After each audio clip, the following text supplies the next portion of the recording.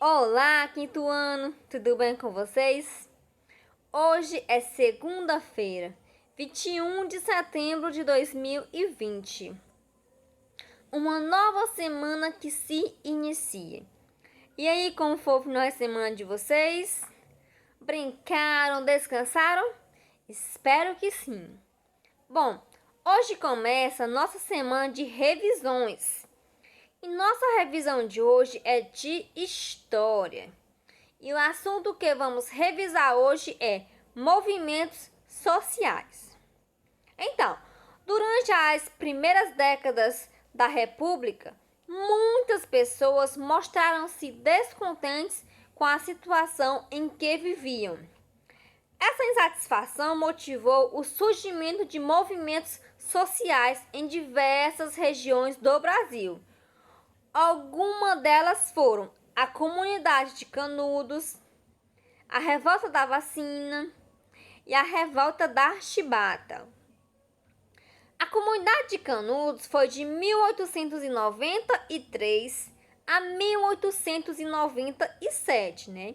A Guerra de Canudos, ela aconteceu no final do século XIX, quando um homem chamado Antônio Conselheiro, ele juntou um tanto de gente na vila de Belo Monte. O que estava rolando ali na época, né? Estava rolando a república oligárquica, o poder todo nas mãos de poucas pessoas e era uma república. Antônio Conselheiro, ele não era republicano, ele era um monarquista. Ele vivia no Nordeste. Naquela época, o Nordeste era uma região muito pobre. E muita gente ia para Belo Monte para fugir da seca, dos oligárquicas, para fugir do trabalho muito pesado, das más condições de vida. Então, por que eles iam para Belo Monte, né? Porque lá toda pessoa tinha o quê? Tinha uma casa para morar, gado. E lá os moradores eles cultivavam alimentos e criavam animais para o próprio consumo. Tudo isso sem que o governo ou os ricos fazendeiros interferissem diretamente na vida deles. E o melhor, eles não pagavam impostos. Então, os dias foram passando e Canudos começou a crescer rapidamente e chegou a ter milhares de habitantes. Só que isso gerou descontentamento de membros da igreja, fazendeiros e também dos representantes do governo. Eles começaram a ver Canudos como uma ameaça para o governo. E o que aconteceu? Os sertanejos eles foram acusados de tentar restaurar a monarquia e com isso eles acabaram sendo alvo de ataques de tropas enviadas pelo governo republicano. O governo ele enviou as tropas exatamente para acabar com Canudos. Quando foi em 1896, os conflitos começaram. Canudos lutou o quanto pôde, né? E após 4 expedições militares, em 1897, a comunidade de Canudos ela foi destruída e grande parte de seus moradores foi morta. Foi uma guerra assim com muito sangue. Mais tarde, em 1904, teve a revolta da vacina. Tudo começou em 1902, quando o presidente Rodrigues Alves ele assumiu o cargo e tinha como meta a reforma urbana do Rio de Janeiro. Como começou essa modernização, né? Começou com a construção de largas avenidas e prédios de 5 a 6 andares. De 5 a 6 andares. Só que essas reformas causaram prejuízos a famílias que moravam em cortiços. Por quê, né? Porque essas famílias elas ficaram desabrigadas. Para fazer essas reformas, o presidente Rodrigues falou assim, né? Vou fazer aqui uma reforma para melhorar o Rio de Janeiro. Até porque essas ruas são muito estreitas. são sujas e sem tratamento de esgoto, e isso causa aumento de doenças como a febre amarela, a peste, a varíola e a tuberculose. Ele falou assim, bonito, e foi lá, né, e fez.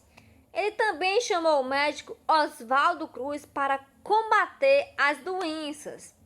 Oswaldo Cruz chegou e logo tomou algumas medidas como a remoção do lixo, o uso de raticidas e o combate aos mosquitos transmissores da febre amarela. Para eliminar a varíola, era necessário vacinar a população. Então, o governo ele logo iniciou o quê? Ele iniciou uma campanha de vacinação obrigatória, ou seja, né? Todo mundo era obrigatório a tomar a vacina. Só que muitas pessoas não conheciam bem o funcionamento das vacinas. Então, a falta de esclarecimentos e a forma agressiva com que a vacinação foi imposta levaram a população a se rebelar, né? Ou seja, quem não queria tomar vacina, os soldados eles iam lá, entravam de casa dentro e aplicavam a vacina mesmo assim. Quando foi em novembro de 1904, durante uma semana ocorreram diversos confrontos entre a população e os representantes do governo. Quando foi em 1910, aconteceu a revolta da Chibata. Então, no início do século XX, os marinheiros brasileiros eles viviam sob péssimas condições de trabalho. Como assim, péssimas condições de trabalho, né? O soldo era muito baixo, a alimentação era deficiente e o trabalho era excessivo. Soldo, né, era o salário de militar. E frequentemente eles eram punidos com castigos físicos, principalmente com o uso da chibata. Chibata era uma vara fina e comprida, utilizada para bater. Por isso que os marinheiros eram insatisfeitos com tudo isso. Essas más condições motivaram o início de uma rebelião em 22 de novembro de 1910, no Rio de Janeiro. Isso aconteceu depois que um marinheiro recebeu um castigo de 250 chibatadas diante de todos os presentes no navio. Depois de várias negociações, o presidente Hermes da Fonseca ele decretou o fim das chibatadas como castigo no dia 27 de novembro de 1910. Então, nossa revisão por hoje é só. Peço a todos que não esqueçam de copiar as agendas porque é muito importante. Assistiu a videoaula, não entendeu o conteúdo? Pode me perguntar que eu estou aqui para tirar qualquer dúvida. Um grande abraço e até a próxima!